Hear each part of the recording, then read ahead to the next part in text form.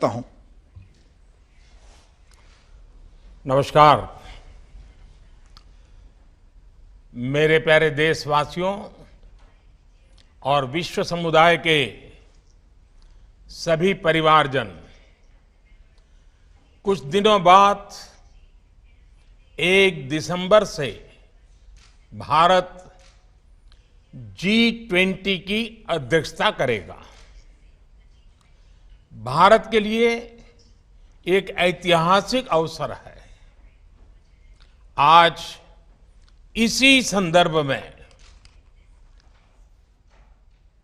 इस समिट की website, theme और लोगो को लॉन्च किया गया है। मैं सभी देशवासियों को इस अवसर पर बहुत बहुत बधाई देता हूं। साथियों, G20 ऐसे देशों का समूह है जिनका आर्थिक सामर्थ्य विश्व की 85% जीडीपी का प्रतिनिधित्व करता है। G20 उन 20 देशों का समूह है जो विश्व के 75% व्यापार का प्रतिनिधित्व करते हैं। G20 उन 20 देशों का समूह है जिसमें विश्व की 2/3 जनसंख्या समाहित है और भारत अब इस G20 समूह का नेतृत्व करने जा रहा है, इसकी अध्यक्षता करने जा रहा है।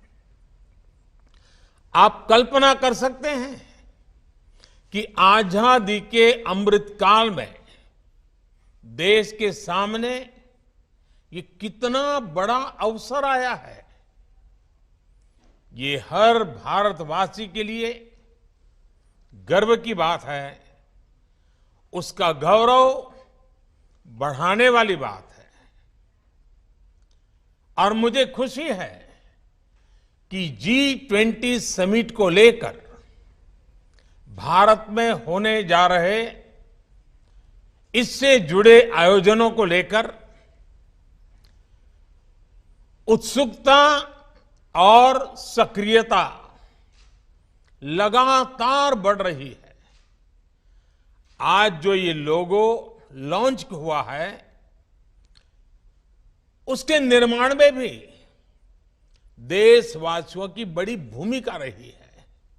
हमने लोगों के लिए देशवासियों से उनके बहुमूल्य सुझाव मांगे थे और मुझे जानकर बहुत अच्छा लगा कि सरकार को हजारों की संख्या में लोगों ने अपने क्रिएटिव आइडियाज भेजे। आज वो आइडियाज, वो सुझाव इतने बड़े वैश्विक आयोजन का चेहरा बन रहे हैं। मैं इस प्रयास के लिए सभी का हृदय से अभिनंदन करता हूं। साथियों, G20 का ये लोगो केवल एक प्रतीक चिन्ह नहीं है, ये एक संदेश है, ये एक भावना है जो हमारी रगों में है। ये एक संकल्प है जो हमारी सोच में शामिल रहा है। वसुधैव कुटुंबकम के मंत्र के जरिए विश्व बंधुत्व की जिस भावना को हम जीते आए हैं, वो विचार इस लोगो और थीम में प्रतिबिंबित हो रहा है। इस लोगो में कमल का फूल, भारत की पौराणिक धरोहर, हमारी आस्था, हमारी बौद्धिकता, इन सबको एक साथ चित्रित कर रहा है। हमारे यहां अद्वैत का चिंतन जीव मात्र में एकत्व का दर्शन रहा है। ये दर्शन आज के वैश्विक द्वंद्वों और दुविधाओं के समाधान का माध्यम बने। इस लोगो और थीम के जरिए हमने ये संदेश दिया है, युद्ध से मुक्ति के लिए बुद्ध के जो संदेश है, हिंसा के प्रतिरोध में महात्मा गांधी के जो समाधान है, G20 के जरिए भारत उनकी वैश्विक प्रतिष्ठा को नई ऊर्जा दे रहा है। Friends, India G20 presidency is coming at a time of crisis and chaos in the world. The world is going through the after effects of disruptive, once in a century pandemic, conflicts, and lot of economic uncertainty. The symbol of the lotus in the G20 logo is a representation of hope in these times. No matter how adverse the circumstances, the lotus still blooms. Even if the world is in a deep crisis, we can still progress and make the world a better place. In Indian culture, both the goddesses of knowledge and prosperity are seated on a lotus. This is what the world needs most today. Shared knowledge that helps us overcome our circumstances, and shared prosperity that reaches the last person at the last mile. This is why in the G20 logo, the earth is placed on lotus too. The 7 petals of the lotus in the logo are also significant. They represent the 7 continents. 7 is also the number of notes in the universal language of music.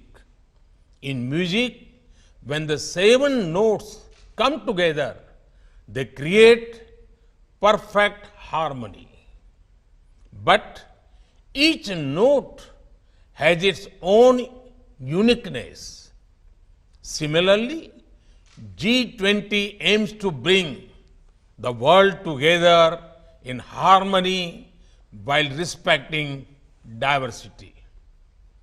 साथियों, ये बात सही है कि दुनिया में जब भी G20 जैसे बड़े प्लेटफॉर्म का कोई सम्मेलन होता है, तो उसके अपने डिप्लोमेटिक और जियोपॉलिटिकल मायने होते ही हैं।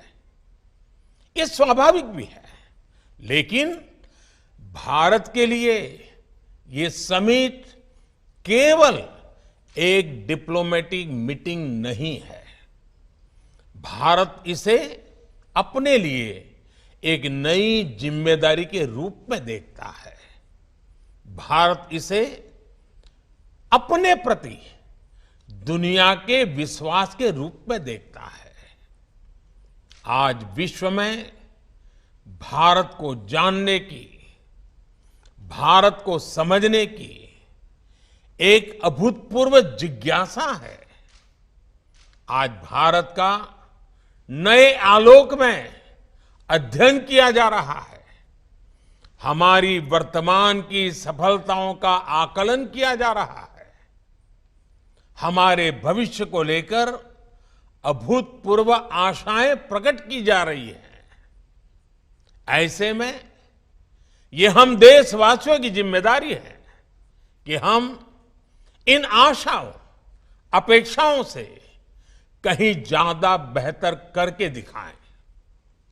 यह हमारी जिम्मेदारी है कि हम भारत की सोच और सामर्थ्य से, भारत की संस्कृति और समाज शक्ति से विश्व को परिचित कराएं।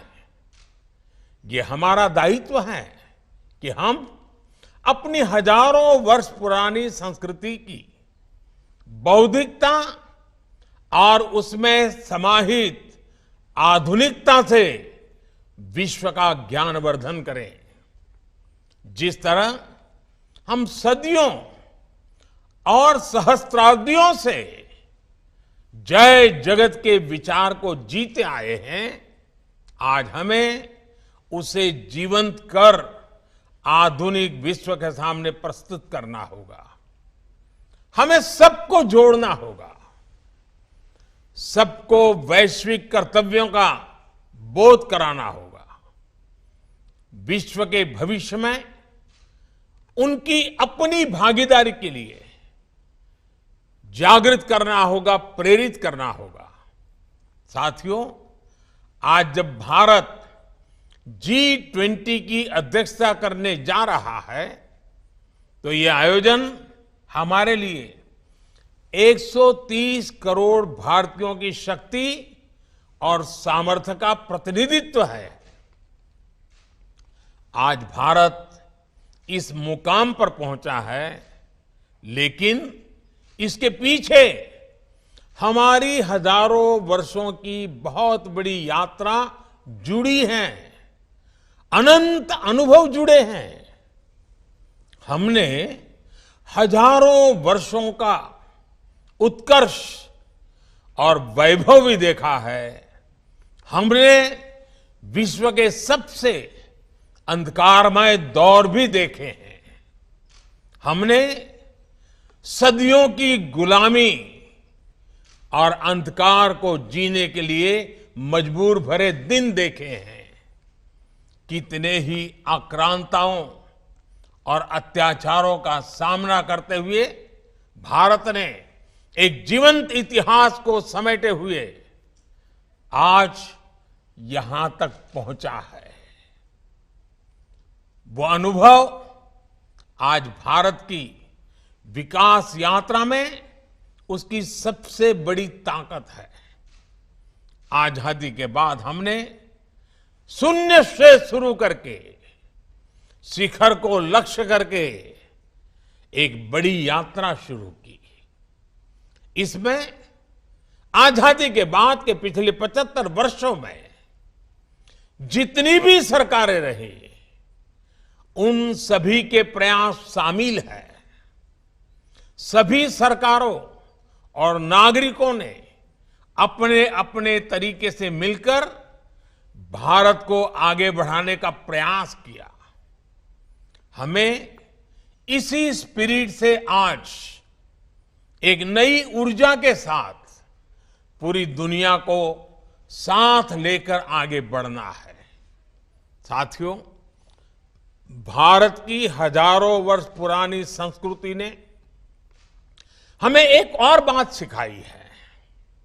जब हम अपनी प्रगति के लिए प्रयास करते हैं, तो हम वैश्विक प्रगति की परिकल्पना भी करते हैं। आज भारत विश्व का इतना समृद्ध और सजीव लोकतंत्र है। हमारे पास लोकतंत्र के संस्कार भी हैं और मदर ऑफ डेमोक्रेसी के रूप में गौरवशाली परंपरा भी है। भारत के पास जितनी विशिष्टता है, उतनी ही विविधता भी है। ये डेमोक्रेसी, ये डायवर्सिटी, ये इंडिजीनियस अप्रोच, ये इंक्लूसिव सोच, ये लोकल लाइफस्टाइल, ये ग्लोबल थॉट्स आज वर्ल्ड इन्हीं आइडियाज में अपनी सभी चुनौतियों के समाधान देख रहा है। और G20 इसके लिए एक बड़े अवसर के रूप में काम आ सकता है। हम दुनिया को ये दिखा सकते हैं कि कैसे डेमोक्रेसी जब एक व्यवस्था की साथ साथ एक संस्कार और संस्कृति बन जाती है तो कॉन्फ्लिक्ट का स्कोप समाप्त हो जाता है। हम दुनिया के हर मानव को आश्वस्त कर सकते हैं कि प्रगति और प्रकृति दोनों एक दूसरे के साथ चल सकते हैं। हमें सस्टेनेबल डेवलपमेंट को केवल सरकारों के सिस्टम की जगह इंडिविजुअल लाइफ का हिस्सा भी बनाना है, इसका विस्तार करना है। एनवायरमेंट हमारे लिए ग्लोबल कॉज के साथ साथ पर्सनल रिस्पॉन्सिबिलिटी भी बनना चाहिए। साथियों, आज विश्व इलाज की जगह आरोग्य की तलाश कर रहा है। हमारा आयुर्वेद, हमारा योग, जिसे लेकर दुनिया में एक नया विश्वास और उत्साह है, हम उसके विस्तार के लिए एक वैश्विक व्यवस्था बना सकते हैं। अगले साल विश्व इंटरनेशनल ईयर ऑफ मिलेट्स मनाने जा रहा है, लेकिन हम तो सदियों से अनेकों मोटे अनाज को अपने घर की रसोई में जगह दिए हुए हैं। साथियों, कई क्षेत्रों में भारत की उपलब्धियां ऐसी हैं जो विश्व के अन्य देशों के भी काम आ सकती है। उदाहरण के तौर पर भारत ने डिजिटल टेक्नोलॉजीज का उपयोग जिस तरह विकास के लिए किया है, इंक्लूजन के लिए किया है, भ्रष्टाचार मिटाने के लिए किया है, ईज ऑफ डूइंग बिजनेस और ease of doing governance, ease of living बढ़ाने के लिए किया है, ये सभी विकासशील देशों के लिए मॉडल्स हैं, टेम्पलेट्स हैं। इसी तरह आज भारत विमेन एम्पावरमेंट में उसमें बढ़कर विमेन लेड डेवलपमेंट में प्रगति कर रहा है। हमारे जनधन अकाउंट्स और मुद्रा जैसी योजनाओं ने महिलाओं के फाइनेंशियल इंक्लूजन को सुनिश्चित किया है। ऐसे ही विभिन्न क्षेत्रों में हमारा अनुभव विश्व की बड़ी मदद कर सकता है और G20 में भारत की अध्यक्षता इन सब सफल अभियानों को विश्व तक ले जाने का एक अहम माध्यम बनकर आ रही है।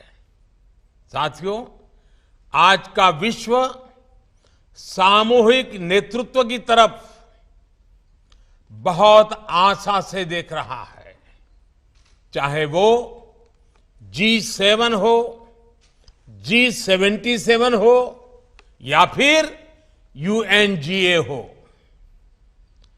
इस माहौल में G20 के प्रेसिडेंट के तौर पर भारत की भूमिका बहुत अहम है।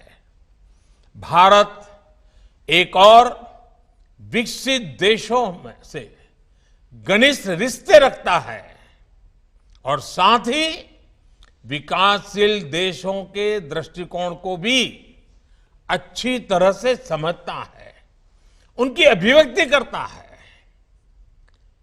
इसी आधार पर हम अपनी G20 अध्यक्षता की रूपरेखा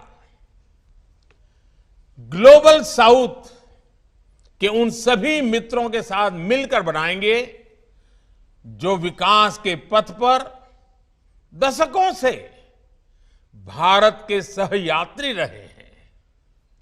हमारा प्रयास रहेगा कि विश्व में कोई भी विश्व में कोई भी फर्स्ट वर्ल्ड या थर्ड वर्ल्ड न हो, बल्कि केवल वन वर्ल्ड हो। भारत पूरे विश्व को एक कॉमन ऑब्जेक्टिव के लिए, एक बेहतर भविष्य के लिए साथ लाने के विजन पर काम कर रहा है। भारत ने वन सन, वन वर्ल्ड, वन ग्रिड के मंत्र के साथ विश्व में रिन्यूएबल एनर्जी रिवॉल्यूशन का आह्वान किया है। भारत ने वन अर्थ, वन हेल्थ इस मंत्र के साथ ग्लोबल हेल्थ को मजबूत करने का अभियान चलाया है। और अब G20 में भी हमारा मंत्र है one earth, one family, one future. Bharat के यही विचार, यही संस्कार विश्व कल्याण का मार्ग प्रशस्त करते हैं। साथियों, आज मेरा देश की सभी राज्य सरकारों, सभी राजनीतिक दलों से भी एक आग्रह है। ये आयोजन सिर्फ केंद्र सरकार का नहीं है, ये आयोजन हम भारतीयों का आयोजन है। G20 हमारे लिए अतिथि देवो भव की अपनी परंपरा के दर्शन करवाने का भी एक बड़ा अवसर है। ये G20 से जुड़े आयोजन केवल दिल्ली या कुछ जगहों तक ही सीमित नहीं रहेंगे। इसके तहत देश के कोने कोने में कार्यक्रम होंगे। हमारे हर राज्य की अपनी विशेषताएं हैं, अपनी विरासतें हैं। हर राज्य की अपनी संस्कृति है, अपना सौंदर्य है, अपनी आभा है, अपना आतिथ्य है। राजस्थान का आतिथ्य आमंत्रण है, पधारो मारे देश। गुजरात का प्यार भरा अभिनंदन है, तमारू स्वागत छे। यही प्यार केरला में, मलयालम में दिखता है, एल्लावर्कुम स्वागतम। अतुल्य भारत का दिल मध्य प्रदेश कहता है, आपका स्वागत है। पश्चिम बंगाल में मीठी बांग्ला में आपका स्वागत होता है, अपना के स्वागत जानाई। तमिलनाडु में कदेगल मुड़ी बदुलिए, यू कहता है, थंगल वरव नलवर बाहुए। यूपी का आग्रह होता है, यूपी नहीं देखा तो भारत नहीं देखा। हिमाचल प्रदेश तो ये destination for all seasons and all reasons, यानी हर मौसम, हर वजह के लिए हमें बुलाता है। उत्तराखंड तो सिंपली हेवन ही है। ये आतिथ्य, ये विविधता विश्व को विस्मित करती है। G20 के जरिए हमें अपने इस प्यार को दुनिया तक पहुंचाना है। साथियों, अभी अगले हफ्ते में मुझे इंडोनेशिया जाना है। वहां पर विधिवत रूप से भारत को G20 की अध्यक्षता लिए जाने की घोषणा होगी।